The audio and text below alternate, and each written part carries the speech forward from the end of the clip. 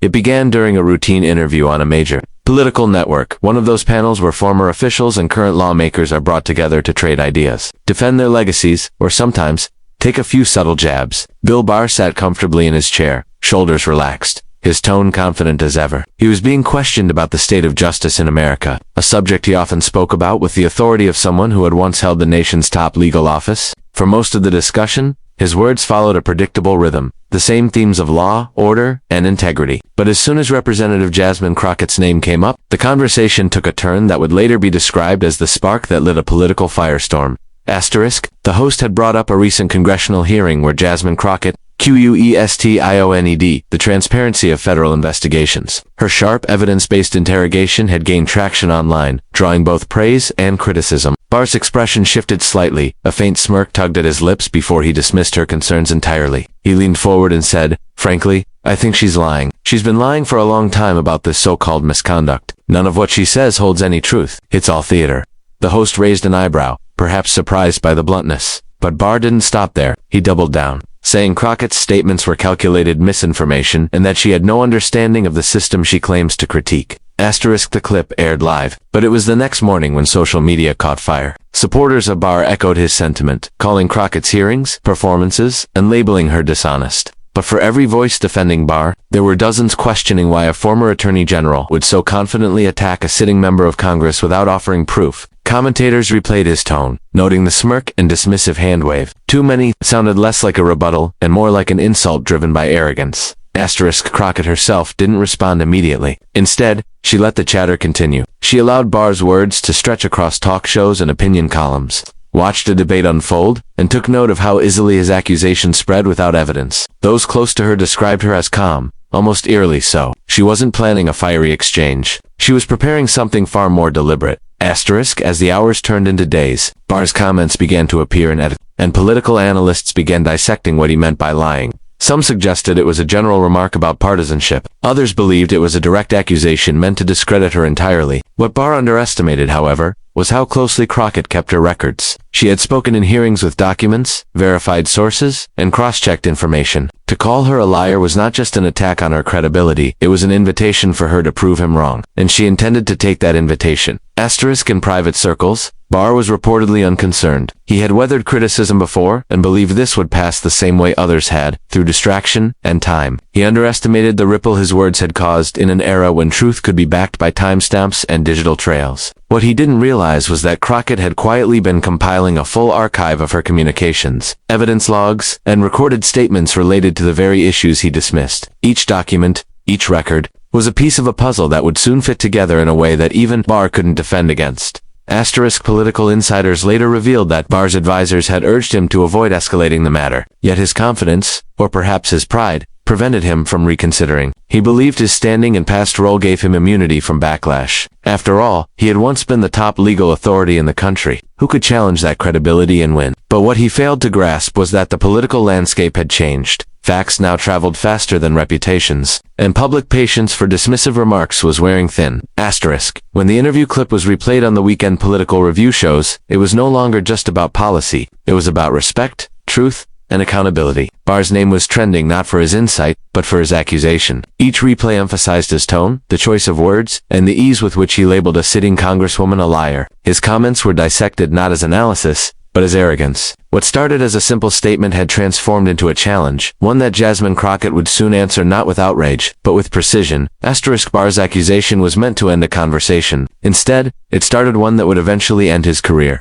When Jasmine Crockett finally decided to respond to Bill Barr's accusation, she did it in a way that caught nearly everyone off guard. There was no fiery tweet, no heated television rebuttal, no emotional outburst. Instead, she announced a press conference with a tone that was calm, almost methodical. Reporters expecting a typical political spectacle were met with something entirely different. The room was quiet when she walked in, dressed in a simple navy suit, carrying a stack of neatly arranged folders. She placed them carefully on the podium and looked up, meeting the cameras with a steady gaze. It was clear from the moment she began speaking that she wasn't there to defend herself. She was there to present the truth.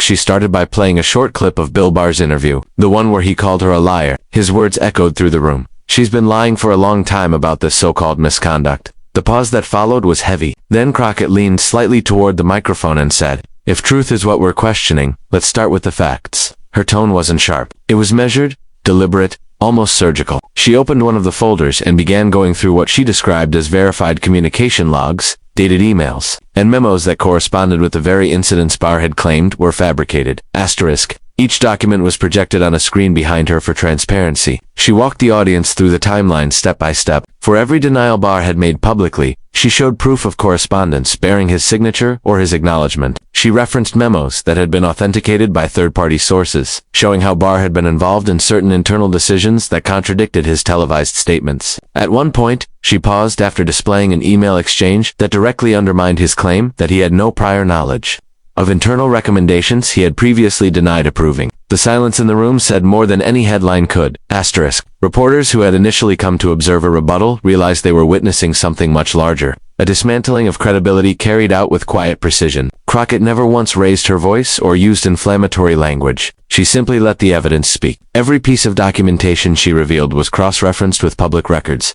leaving little room for interpretation. Even the skeptics in the room began to shift uneasily as it became clear that Barr's televised statements could not be reconciled with the written record. Asterisk. When asked by one journalist why she had chosen to respond this way, Crockett replied, "Because shouting back doesn't expose the truth, facts do." It was a simple statement, but it landed heavily. She continued to outline how the public had been misled by selective narratives, emphasizing that integrity wasn't about defending yourself against insults, but about holding your ground with proof. She reminded the press that Barr's accusations had gone beyond personal insult. They had cast doubt on her integrity as a lawmaker. To her, that demanded not emotion, but documentation. Asterisk. As she moved through the evidence, she also exposed a pattern, a series of misrepresentations by Barr that hadn't been widely discussed before. Each revelation added another layer to the picture, showing that his dismissive remark wasn't just baseless, it was deeply ironic. He had accused her of dishonesty while sitting atop a pile of his own inconsistencies. For a man who had long built his career on appearing composed and authoritative, it was a devastating reversal. Asterisk. The press conference lasted nearly an hour. By the time Crockett closed her final folder, the atmosphere had changed. The reporters weren't just covering a political dispute anymore. They were documenting a public unraveling of someone once seen as unassailable. Questions flew across the room afterward, not for Crockett, but for Barr. Journalists demanded explanations for the documents she presented. Networks replayed the footage of her calmly laying out each point, contrasting it with the dismissive tone Barr had used just days earlier. Asterisk. Behind the scenes, legal experts began reviewing the materials. Some noted that if the documents were authenticated, and many already had been, they could have serious implications for Barr's credibility in past testimonies. Former colleagues of his, once confident in his integrity, began avoiding public comment. The same outlets that had initially echoed his accusation now featured side-by-side comparisons of his statements and Crockett's evidence. The difference was unmistakable. Asterisk. Bill Barr himself remained silent for a brief period following the conference. His representatives offered no immediate comment, though leaks from those close to him suggested he was stunned by the level of detail Crockett had assembled. He hadn't anticipated that she would have access to such comprehensive documentation, much less that she would deliver it so publicly and calmly. The precision of her response made it impossible for him to dismiss it as political theater. Her press conference wasn't a spectacle. It was a case study in accountability. Asterisk. By the time the broadcast ended, even critics who rarely sided with Crockett admitted that she had executed her response flawlessly. Her approach was not only factual, but deeply strategic. She hadn't tried to outtalk Barr. She had simply outproved him. The very accusation that was meant to tarnish her credibility became the foundation of his undoing. After Jasmine Crockett's press conference, the reaction was immediate and seismic. Within hours, clips of her calmly presenting document after document had flooded every major platform. News outlets that once carried Bill Barr's words without question were now airing side-by-side comparisons of his televised statements and the evidence Crockett revealed. What began as an accusation had evolved into a national moment of reckoning. Analysts dissected each contradiction between Barr's denials and the records she displayed. Some of the documents had timestamps and email chains that made it impossible to argue misinterpretation. Every detail pointed to one truth: his words had not matched his actions, and the inconsistency was too glaring to ignore. Asterisk. As journalists began to dig deeper, they discovered that several of the documents Crockett cited were not widely known before her conference. Reporters confirmed their authenticity with independent sources, which only magnified the problem for Barr. What he had dismissed as fabrications turned out to be backed by verifiable evidence, and the tone of coverage began to shift rapidly. Pundits who once described Barr as a symbol of legal authority now questioned his honesty. Editorial headlines began to appear with phrases like Barr's statements under scrutiny and the evidence that shook the former Attorney General. Each article peeled back another layer of his public persona, replacing the image of composed authority with one of calculated deflection. Inside Washington, the ripple was even stronger. Committees that had previously closed discussions around Barr's tenure began reconsidering past testimonies. Legal analysts appeared on news shows suggesting that his denials could warrant re-examination if proven to be knowingly false. His allies, once vocal in defending him, began to adopt a tone of caution. A few went silent entirely. The confidence that had once surrounded his name was now replaced with unease. Behind closed doors, those in his professional circle began reviewing their own communications, wary of being tied to a controversy that was quickly expanding beyond a single accusation. Bill Barr attempted to maintain composure publicly. For a few days, he released short, measured statements through his spokesperson, insisting that Crockett's presentation was misleading and politically motivated, but the problem was that his response lacked detail. He offered no counter-evidence, no documents of his own, and no specifics to challenge the proof she had shown. Each vague denial only worsened public perception. Commentators began pointing out that for someone so confident in calling another person a liar, Barr seemed remarkably hesitant to provide facts that could defend his position. The silence that followed each of his short statements spoke volumes. The media landscape, once divided over partisan lines, found a rare point of agreement. The evidence Crockett had produced was thorough. Her decision to rely on verified records rather than rhetoric gave her an edge that Barr couldn't match. The contrast between his dismissal and her documentation became the defining narrative. Late-night programs replayed the moment where she said, "If the truth costs someone their career, that's not on me," followed by a montage of Barr's earlier interviews where he had denied involvement in certain internal matters. What was once viewed as confidence now looked like evasion. As the days turned into weeks, pressure mounted on Barr to explain the discrepancies. Former Justice Department officials were asked for comment, and several confirmed that the memos Crockett referenced aligned with internal procedures from his tenure. The growing body of confirmation made it impossible to dismiss her presentation as partisan. Even nonpartisan legal observers began discussing potential implications for Barr's standing within the legal community. For someone who had built his reputation on upholding the rule of law, the perception that he had manipulated the truth was devastating. Professional organizations started to distance themselves from him quietly. A speaking engagement at a major legal forum was postponed indefinitely. An advisory position he held with a policy institute was suddenly listed as under review. Those who once touted his credibility as a pillar of conservative legal thought now hesitated to mention his name at all. The erosion of his professional network happened faster than anyone expected. His reputation, once his greatest asset, had become a liability.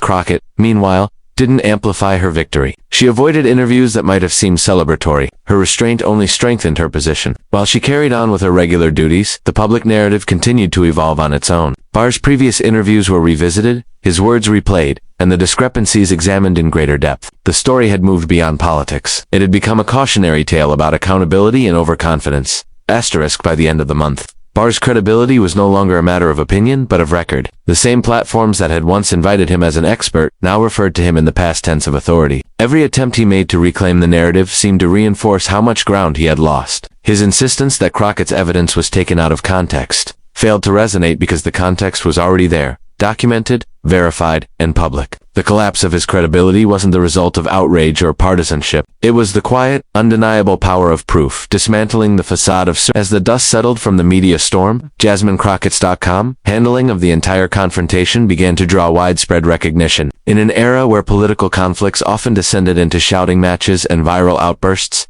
her composure stood out. She hadn't met Bill Barr's accusation with anger or public theatrics. She had chosen clarity over chaos. People noticed. Across newsrooms and political circles, commentators began referring to her not just as a sharp lawmaker, but as a model of restraint and precision. What started as a smear against her integrity had unexpectedly transformed into a defining moment that reshaped how she was perceived.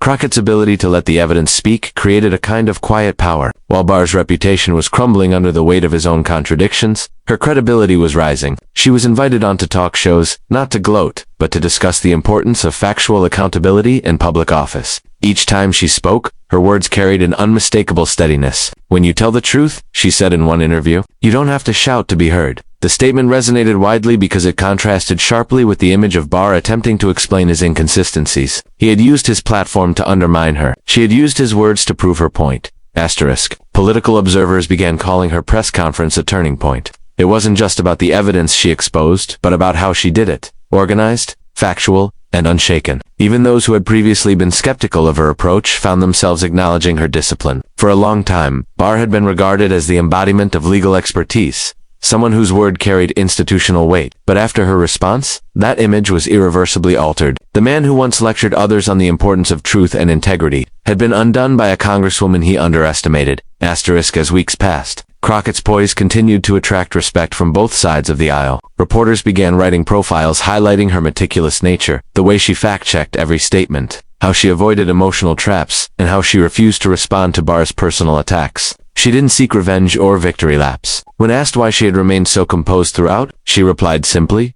"Because the truth is already loud enough." The understated confidence of her words drew comparisons to historic moments, where calm truth-telling shifted public perception more powerfully than anger ever could. Asterisk. For Barr, the contrast became painfully clear. Every public appearance he made afterward seemed forced, his once assured tone replaced by a defensive edge. He tried to frame the controversy as a misunderstanding, but the public had already moved on from his explanations. People weren't just doubting his words, they were questioning his entire legacy. Analysts began revisiting old interviews and statements, looking for other inconsistencies. The fallout was relentless. His allies offered minimal defense, choosing silence over association. Even conservative media, which had long given him favorable coverage, began to focus more on Crockett's professionalism than his excuses. Asterisk. Meanwhile, Crockett's composure transformed her into a voice for accountability. She began receiving invitations to speak at universities and civic events about integrity and public service. She rarely mentioned Barr by name in those speeches, preferring instead to emphasize the principle behind it all, that truth, no matter how uncomfortable, remains the foundation of democracy. Her avoidance of personal attacks made her even more respected. People noticed that she didn't try to destroy him personally. She simply held him to his own standard. That choice gave her a moral authority Barr could no longer claim.